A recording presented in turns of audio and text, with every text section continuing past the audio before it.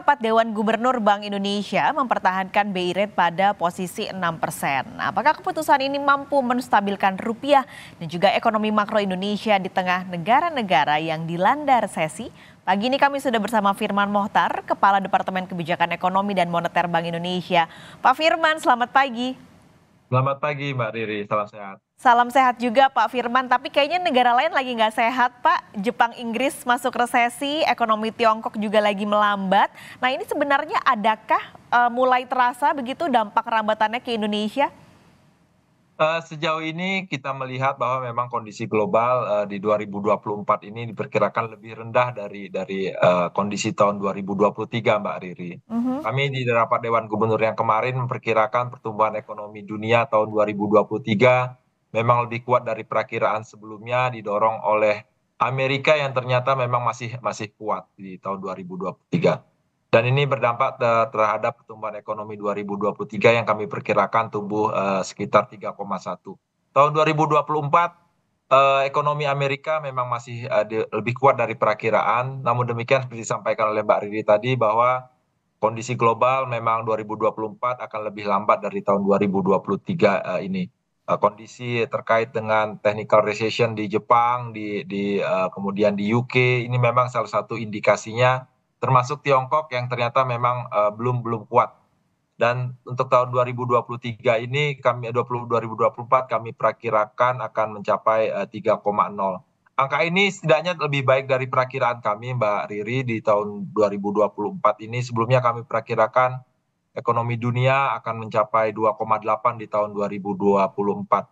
Mhm. Nah, hitung-hitungan ini pada gilirannya tentu akan berpengaruh kepada pertumbuhan ekspor kita di tahun 2024 yang kami perkirakan akan lebih baik dari perakiraan sebelumnya. Jalur ini sudah terindikasi di tahun 2023 di triwulan terakhir, bahkan sekarang di mana trade balance kita, neraca perdagangan masih mencatat surplus, beberapa komoditi di Amerika masih mencatat perkembangan positif. Oke, itu Tadi. kondisi secara global. Tapi di saat yang sama Pak, kalau di domestik di Indonesia, ini yang lagi bergejolak adalah harga bahan pokok, terutama yang lagi jadi fokus adalah beras dan juga cabai merah. Ini apakah akan berpengaruh pada pencapaian sasaran inflasi 2,5 plus minus 1% di tahun ini? Ya, kami terus mencermati perkembangan berbagai volatile food price tersebut, termasuk beras, kemudian cabai dan bawang. Hitungan kami perkembangan terkini memang menunjukkan inflasi masih terkendali di dalam kisaran.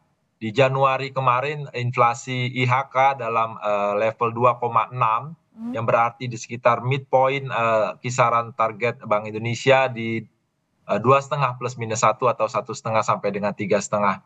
Yang menjadi faktor yang mempengaruhi adalah inflasi inti yang masih tetap terkendali baik 1,7% year on year number. Memang untuk inflasi volatile food dipengaruhi oleh beras, kemudian bawang di bulan Januari kemarin yang meningkat sehingga berpengaruh ke inflasi volatile food menjadi sekitar 7%.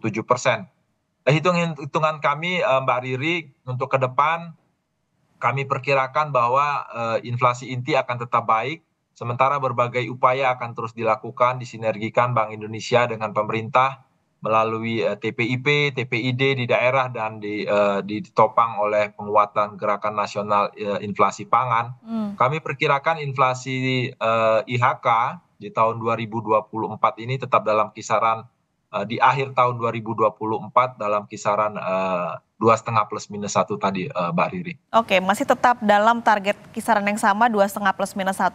Kalau bicara inflasi Pak, ini juga sebenarnya jadi salah satu faktor pendukung untuk arah makroekonomi di tahun ini juga. Nah, kemarin kita habis pemilu Pak, lalu juga BPS baru merilis data pertumbuhan ekonomi. Kalau dari BI, bagaimana melihat arah makroekonomi di tahun ini? 2024 dengan prospek global yang diperkirakan lebih baik dari perakiraan kami sebelumnya di 2024 sekitar 3,0, tentu ini berdampak positif terhadap ekspor kita yang kami perkirakan akan lebih baik dari perakiraan. Sementara investasi masih tetap baik, persepsi investor masih tetap positif.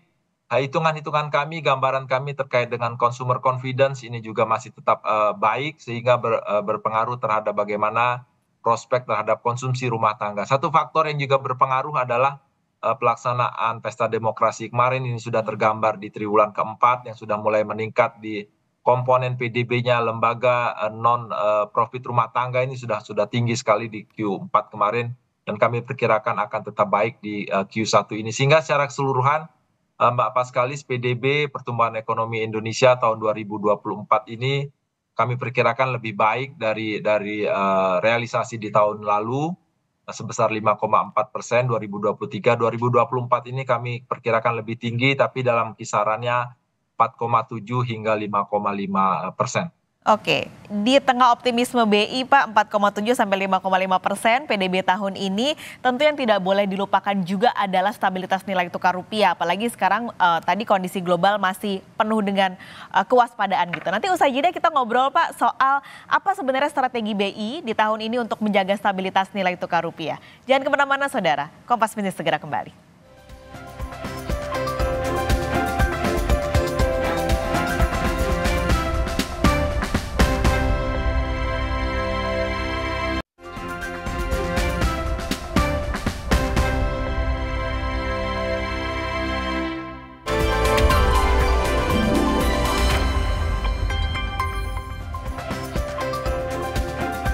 Pagi ini Kompas Bisnis masih bersama Kepala Departemen Kebijakan Ekonomi dan Moneter Bank Indonesia Firman Mohtar.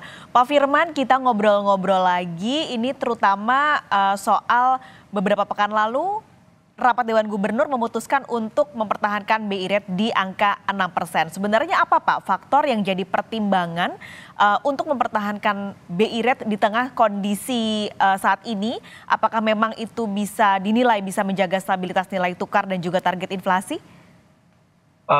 Jadi Mbak Riri, perkembangan ekonomi global tentunya menjadi perhatian kita di tengah kondisi domestik yang memang secara umum masih terjaga baik dengan pertumbuhan ekonomi yang terus membaik, meningkat dengan inflasi yang terjaga meskipun terkait dengan volatile food menjadi cermatan kita.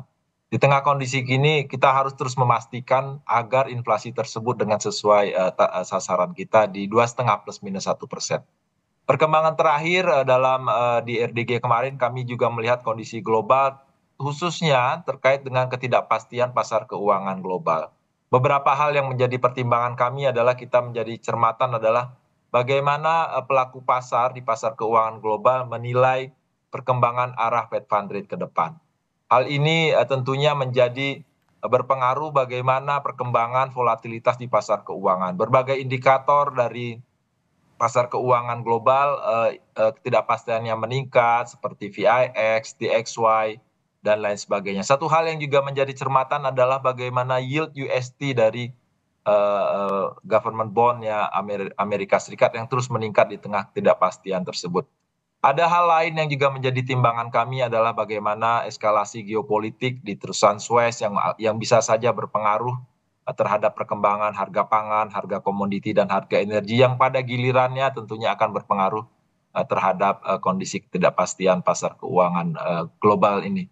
Dan perkembangan Januari kita memang melihat tekanan rupiah agak meningkat.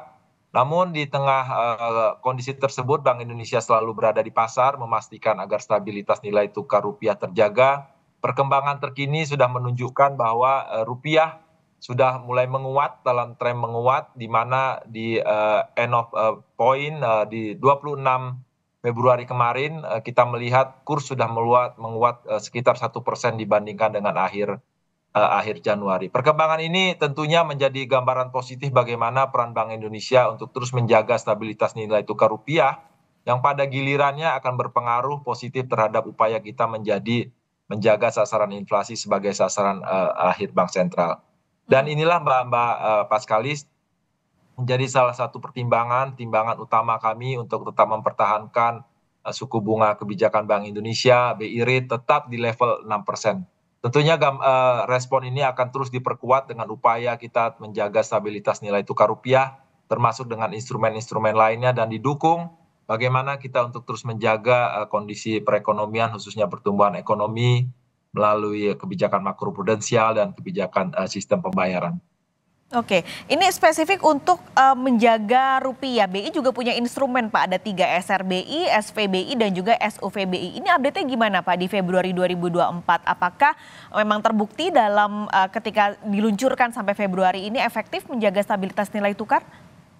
Jadi salah satu instrumen yang kita gunakan di tengah ketidakpastian pasar keuangan global ini adalah bagaimana kita secara optimal menarik aliran modal masuk ke dalam pasar keuangan domestik, karena pada giliran ini akan menjadi topangan yang baik untuk kita menjaga stabilitas nilai tukar rupiah. Perkembangannya SRBI, Sekuritas Rupiah Bank Indonesia dalam tren membaik, di mana perkembangan terakhir menurut catatan kami sudah tercatat sekitar 391 triliun SRBI yang sudah diterbitkan dengan underlying SBN-nya kita, dan inflow di dalam besaran tersebut ada sekitar 23%. 22-23% adalah inflow.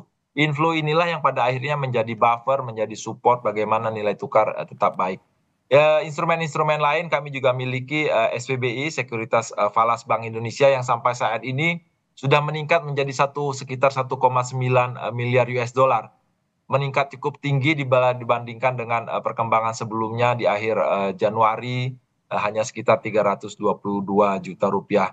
Belum juga ditambah dengan sertifikat sukuk Falas Bank Indonesia yang juga sudah mulai membaik. Jadi Mbak Riri, perkembangan-perkembangan ini kita topang dengan instrumen yang pro market ini adalah bagian kita untuk menjaga stabilitas nilai tukar rupiah di tengah ketidakpastian global yang masih tinggi, yang pada gilirannya akan support upaya menjaga stabilitas harga sesuai dengan target kita 2,5 plus minus 1.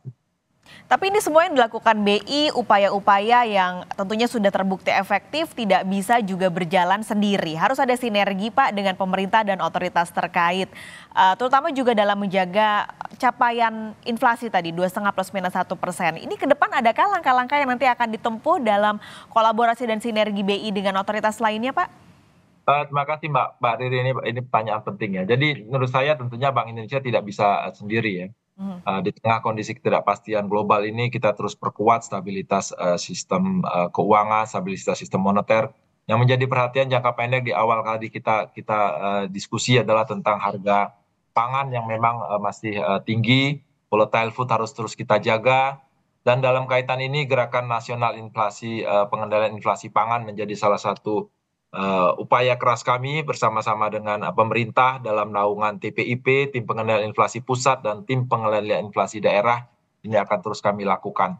Dan kami akan terus optimalkan 46 kantor cabang Bank Indonesia di berbagai daerah untuk melakukan sinergi dengan pemerintah daerah untuk terus memastikan agar inflasi volatile food tersebut terjaga melalui upaya kita memperkuat pasokan, meningkatkan distribusi, dan yang pasti memastikan keterjangkauan harga melalui komunikasi yang baik dengan masyarakat.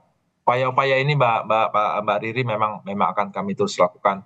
Termasuk satu hal yang terus secara reguler kami lakukan adalah dalam koordinasi kami melalui Komite Stabilitas Sistem Keuangan bersama Kementerian Keuangan, kemudian OJK dan LPS. Mbak Riri. Jadi ini akan terus dilakukan terutama dengan 2024 tentu masih banyak kewaspadaan yang harus diperhatikan di tahun ini. Pak Firman Mohtar, Kepala Departemen Kebijakan Ekonomi dan Moneter BI, terima kasih sudah bergabung pagi ini di Kompas Bisnis. Sehat selalu Pak. Terima kasih Mbak Riri, sehat selalu.